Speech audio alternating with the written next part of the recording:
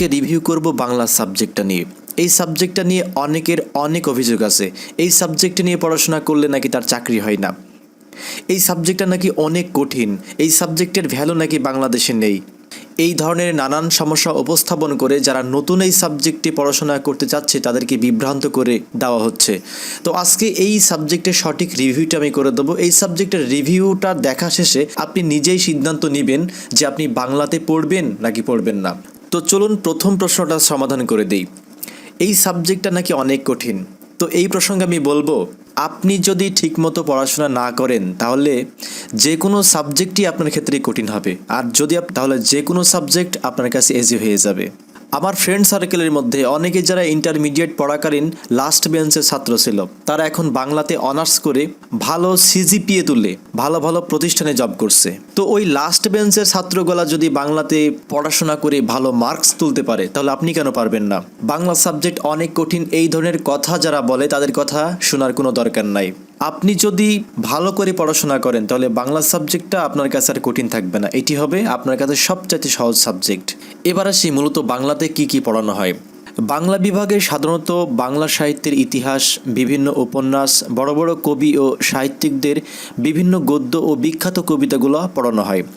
এছাড়া foundation course হিসাবে এই বিভাগের শিক্ষার্থীরা ইংরেজি ও বাংলা এ দুটো বিষয় ভাষা হিসাবে পড়ে থাকে। যদি আপনি বাংলাতে গ্র্যাজুয়েশন করেন তাহলে আপনার আছে উচ্চ শিক্ষা লাভের সুযোগ। বাংলাদেশের বিভিন্ন পাবলিক বিশ্ববিদ্যালয়গুলো থেকে মাস্টার্স ডিগ্রি অর্জনের পর এমফিল ও পিএইচডি ডিগ্রি অর্জন করা যায়।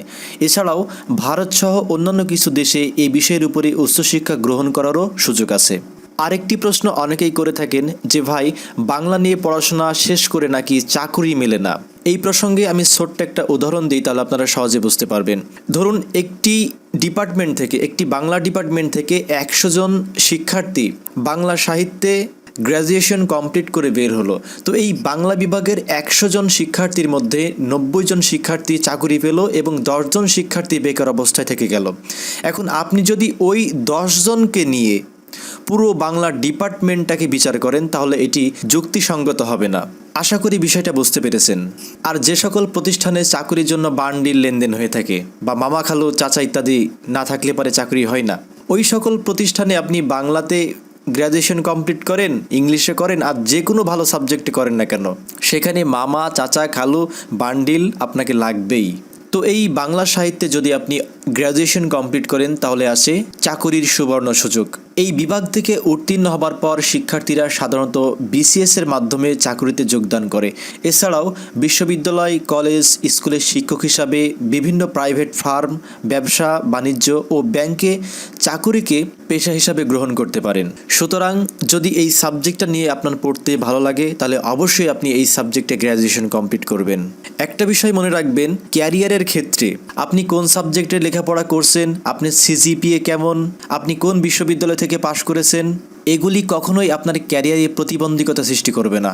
সার্টিফিকেটের উপরে ভর করে মানুষ কখনো উপরের দিকে ওঠে না। উপরের দিকে উঠতে হলে প্রয়োজন আপনার ক্রিয়েটিভিটি। যদি আপনার মধ্যে ক্রিয়েটিভিটি থাকে, যদি আপনার দক্ষতা থাকে, তাহলে আপনার সফলতা কেউ আটকাতে পারবে না। নিজের মধ্যে ক্রিয়েটিভিটি সৃষ্টি করুন, নিজেকে দক্ষ করে তুলুন। আজকে এই পর্যন্ত, কি ভালো থাকবেন সবাই, ধন্যবাদ।